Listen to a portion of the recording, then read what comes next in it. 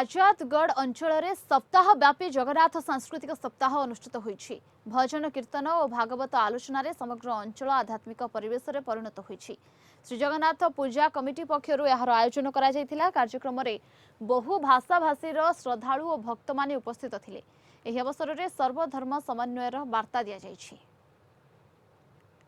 जगन्नाथ पूजा committee 6 वर्ष पूर्ति पालन करा जाउछि। आमर जगन्नाथर जी आमर भाईचारा ये बढ़ी बहुत ओडिया माने ये उपस्थित अच्छा 1000 ऊपर ओडिया माने प्रति वर्ष ए रकम चले आमर भजन कीर्तन।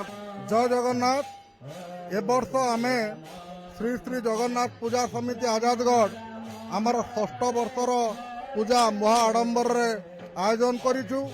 आमर स्थानीय ओडिया भाई और भौणी माने स्वतःपूर्त भाव आम मानक जो साहाय्य देइचंती एवं विशेष करी पानी कल काम करुवा आमर प्लम्बर भाई मानकर अवदान सबुठु अधिका। आमे जो चाकरीजीवी लोक माने रहिलु एवं आजादगढ़ जो आम महिला माने अछंती घरोई गृहिणी माने अछंती सेमानकर अवदान अतुलनीय। एई जे अनुष्ठानटा सिंस 19 रु आमे एटा को करि आसु। डिफरेंट जगार ओडिशा रु डिफरेंट जगार आमर ओडिया लोक गुड़ा आसिकी कलिकता रे बास करिसंती, चाकरी करचंती। बहुत लोक बिजनेस करचंती, बहुत लोक अन्य काम करचंती। किंतु आमे पूरा संगठन करिकी आजादगढ़ एरिया रे गुटे सप्ताह भागवत सप्ताहटा आमे करिछु 19 रु। एमाने समस्त आम ओडिशावासी ओडिशा रे आसी पूजा करचंती।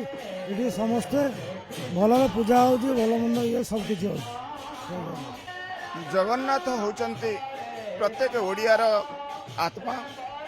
खाली ओडिशा रे सीमाबद्ध नहीं, कलिकता महानगरी रे ए आजादगढ़ अंचल रे संपूर्ण अंचलटा जगन्नाथमय हो जाइए। जगन्नाथ संस्कृति और जगन्नाथ चेतना समस्त मन को आकर्षित करिछि। तेणु आमे समस्त ओडिया आज गर्वित। टालीगंज एरिया रे आजादगढ़ अंचल रे आमर 6 वर्ष धरी आमर जगन्नाथ पूजा अनुष्ठित होई आसुची। घर ऑफिस जीवा आमे सबु त्याग करी आमे एठी समय दऊ। आमर एठी बड़ बड़ भाई माने जो भली भाव दायित्व नहीं कि ये अनुष्ठान टी परिचालना करुचंती। मोर आंतरिक तांको बहुत बहुत धन्यवाद।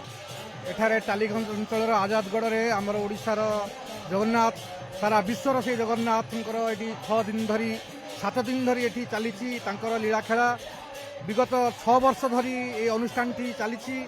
एठी भजन कीर्तन संगे संगे समस्ते माँ मौसी भौणी माने समस्त आसिक जोग दौरान।